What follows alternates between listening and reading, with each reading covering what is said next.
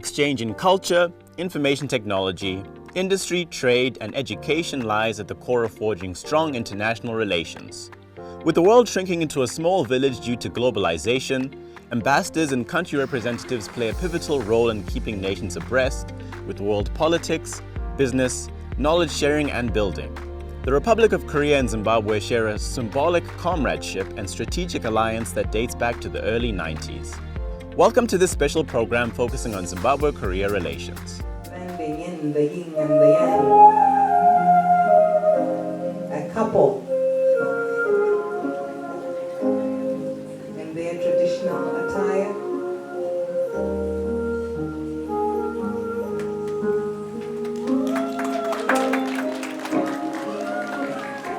So should I say he's proposing and we wait for the next scene?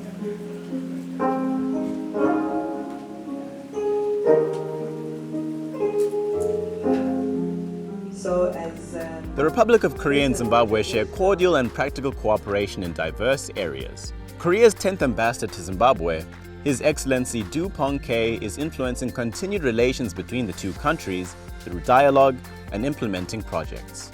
The Republic of Korea and the Republic of Zimbabwe established the diplomatic relations in 1994, and my embassy opened in Harare in 1995.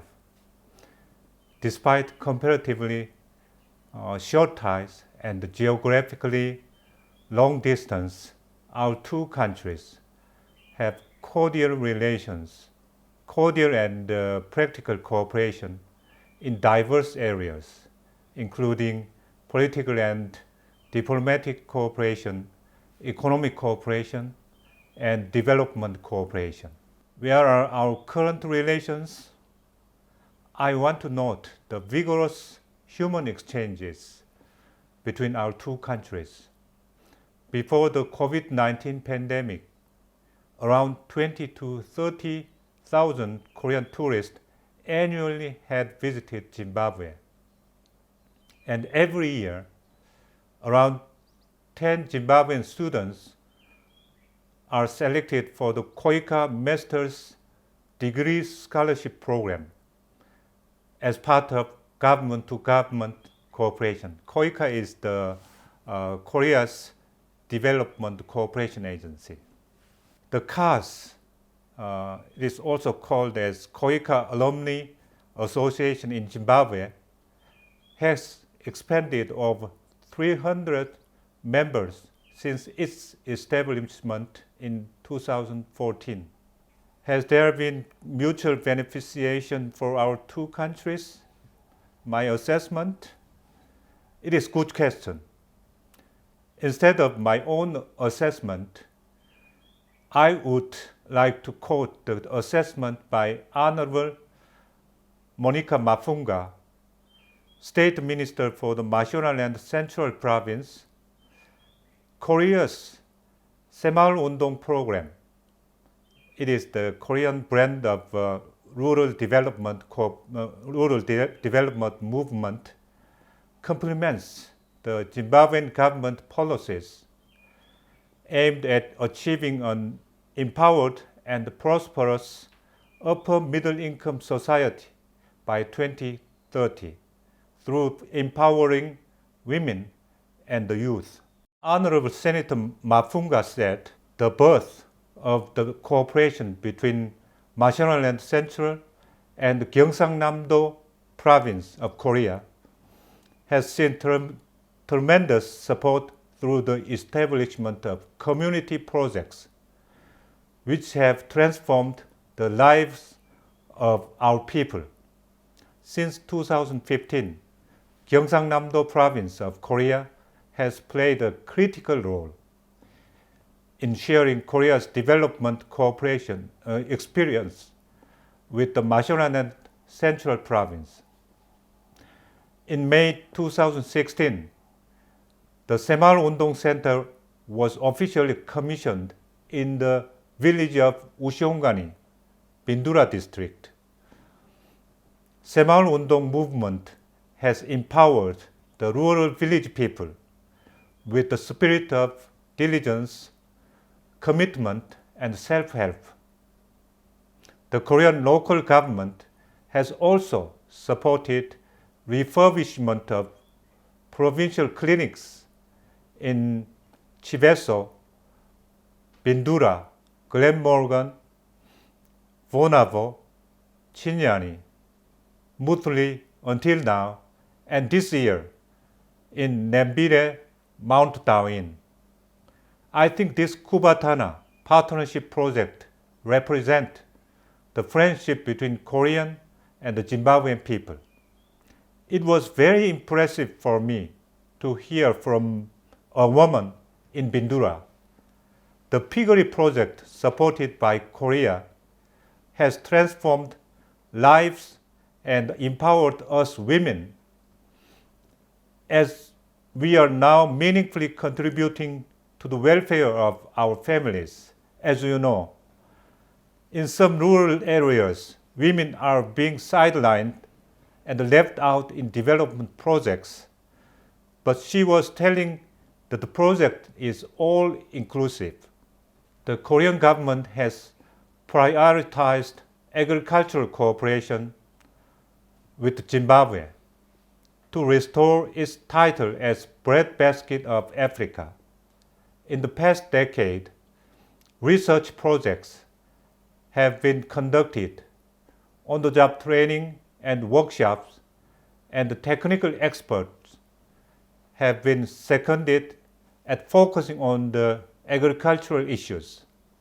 To further strengthen cooperation in the agricultural sector, in 2016, the Korean and the Zimbabwean government jointly established the KOPIA, called as Korea Program for International Cooperation in Agricultural Technology, in Zimbabwe to implement numerous projects, including providing technology for the production of food and agricultural products.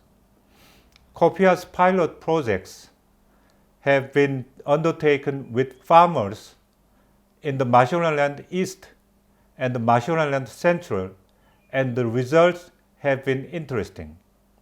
In the education sector, the Korean government provided $8 million for the ICT Transforming Education in Korea project to support the development ICT education in 3 African countries, namely Mozambique, Rwanda, and Zimbabwe.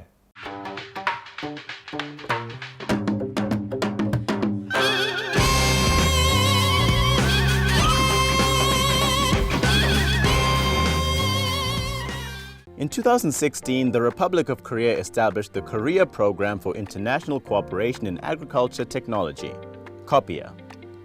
The project seeks to provide technologies for the protection of food and agricultural production. For the last 50 years, Korea has experienced dramatic and unprecedented transformation in the agriculture sector. In particular, the agricultural development has been driven by a revolutionary technological advancement, which set the once war-torn nation free from chronic famine and food shortage. To efficiently share the experience and knowledge with the neighbor countries, the Rural Development Administration of the Republic of Korea launched the Korea Program on International Agriculture in 2009. As of today, RDA has established 23 KOPIA centers operating in partner countries in Southeast Asia, Latin America, and Africa to deal with the local and the regional issues in agriculture and rural development, such as food security, resource depletion, and climate change. Our dear researchers have been dispatched to these centers in order to successfully implement the KOPIA programs.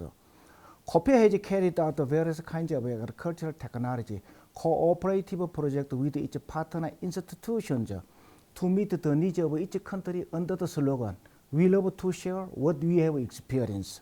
KOPIA was established in Zimbabwe in December 2016 through a government-to-government bilateral agreement, which was signed by the Republic of Korea, represented by the Rural Development Administration, RDA, and the Scientific and Industrial Research and Development Center represented the government of Zimbabwe. Zimbabwe, the land of Canaan, where the grace of God, which flows milk and honey. Zimbabwe's agricultural structure is very similar to that of Korea. In other words, there are many small farmers, and we are concentrated on small farmers' income increasing in Zimbabwe. Korea is half size of Zimbabwe. There are also very poor natural resources. However, Korea has made a miraculous change and is now the world's 10th largest economy. But Zimbabwe has a large territory and rich in resources. I want to convey the spirit that Zimbabwe can live well if it works hard. With Zimbabwe being an agro-based economy and the need to foster agricultural cooperation, the Copier Center took base at the Scientific and Industrial Research and Development Center in Harare. What impact has this had on Zimbabwe's agricultural sector? There have been quite a few, and I'll just mention the key ones. One was an extension work where we went into Wedza, establishing maize and agricultural extension work, where we taught almost 600 villagers to grow drought-tolerant maize, which was developed by us. By us, I mean SIRDC. And I can tell you, those people, 10 years later, they are food secure. Another good project through Copier, I can mention quite a few there as well. We've got the aeroponic project. This is where we develop disease-free potatoes through a technique called aeroponics, which we adopted from Korea. These tubers that come out of that process lead to potatoes that are disease-free. And that project is going very well. It's supported by, continue to be supported by Koreans, and our people will benefit immensely from getting disease-free potato seed. It starts with tissue culture, where we get the meristem cells from a potato plant. These tissues are then grown in an agar, which has got nutrients. They start growing, and once they are plantlets, we harden them and put them in an aeroponic setup where they are hanging in air. Then we feed them with nutrients that are waterborne. So at the interval, we splash these roots with water that has got some nutrients. And the little potatoes, we call them tubers, are developed. And occasionally we harvest those little potatoes. Then we bulk them under normal conditions in the field. We now are sitting at 5 cultivars of maize seed that is drought tolerant. For example, we benchmarked our drought tolerant maize against all the varieties you see in Zimbabwe, and ours survived the most drastic water shortage. For example, places like Buhera, Chiredzi, Matibiland, when nobody was harvesting, we were harvesting. So we have our flagship that is in the market now called Cedar Maize 113. This emanates from our relationship again with Korea, and secondly, the drought, the conditions that we're experiencing in the country caused by the climate change.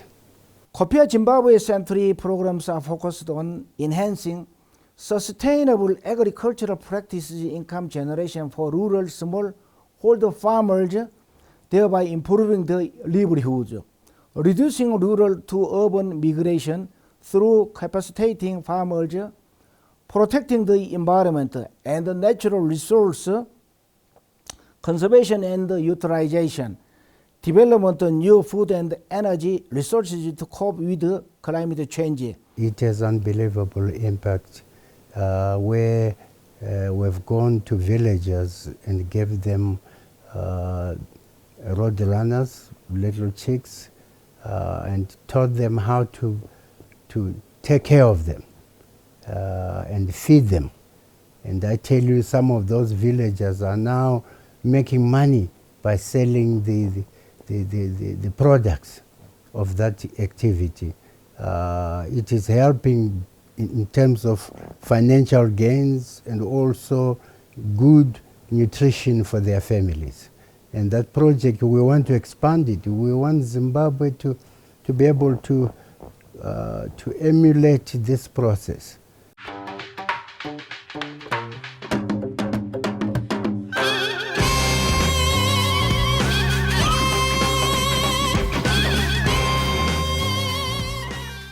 In strengthening business ties with Zimbabwe, the Korean ambassador has met with various captains of industry. I would like to inform you that the Korean government has applied to organize the World Expo 2030 in Busan. It is the same event such as the Dubai Expo held earlier this year. The main keywords of the Busan Expo are transformation and future. Korea has transformed itself from an aid recipient to a donor nation. I think Korea is best positioned to support the growth of African countries. Korea will also provide the field of discussion on how to solve the global common agenda, such as climate change, pandemic, and digital divide. Busan, the candidate city, is Korea's largest port city and the second largest transshipment port in the world, just after Singapore. If Busan is selected, the Expo 2030 will be a meaningful event to mark the post-COVID-19 transformation to the world's core prosperity, UN Sustainable Development Goals. Especially for Zimbabwe, the Expo will provide the opportunity to showcase Zimbabwe's Vision 2030.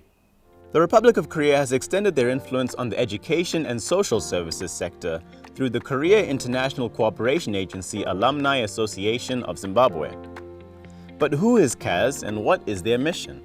CAZ is a group of Zimbabweans who have studied in Korea under the Koika Scholarship and who have grouped together, and they are doing quite a number of activities. Our mission is to make sure that we have strengthened our bilateral relations between South Korea and Zimbabwe. And also we have promoted knowledge sharing amongst Zimbabweans, especially those who have traveled to Korea. We have done donations, we have done knowledge sharing seminars, we have done training activities, and it's mainly when we come to donations, we have donated red drugs, equipment to hospitals such as Parere Nyatwa, Bulawayo clinics, and we have also currently we are working on drilling a bore at Takawira Clinic, which is in Shamva, which saves quite a number of people, and it doesn't have water.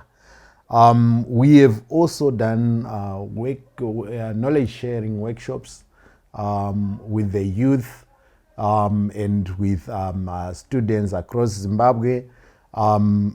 Basically, those are some of the activities that we have done. The good thing about our activities is they are decentralized because our members are found across the broad spectrum of the country, from Mount Darwin to Binga. We have members there, and when we do our activities, the members who are in that particular area spearhead the activities, and the communities have now come to realize that CAZ is for Zimbabweans. And like I mentioned earlier on, the fact that they have embraced the cleanup campaigns is now a national event. It means that we have actually done a lot. And in the meantime, we are planning to liaise and also fit into activities for other Korean based organizations such as COPIA. We have people who have trained in agriculture, mechanization, and all the other activities that enhance the activities of COPIA. Global cooperation has been critical to the impressive expansion of well-being and opportunities over the past 70 years, because the world has become more interdependent than ever before. Our two countries should explore the possible ways to upgrade our cooperation in value addition. I want to remind you that bilateral investment promotion and protection agreement, called as BIPA, came into force in April last year. Zimbabwe has huge reserve of minerals indispensable for the future industry. Let's talk about the electrical vehicle battery. Zimbabwe has huge reserves of lithium, nickel, among other minerals. Korea has the global level technology to produce the battery. I hope more Korean companies come here to assess the vast potential Zimbabwe has. We have to seek for ways to deepen our mutual understanding. As we are gradually returning to normalcy after the pandemic, I expect more Korean tourists will visit Zimbabwe to see the world heritages and the natural wonders. My embassy is exploring how to enhance the cultural exchanges and enhance people-to-people exchanges between our two countries.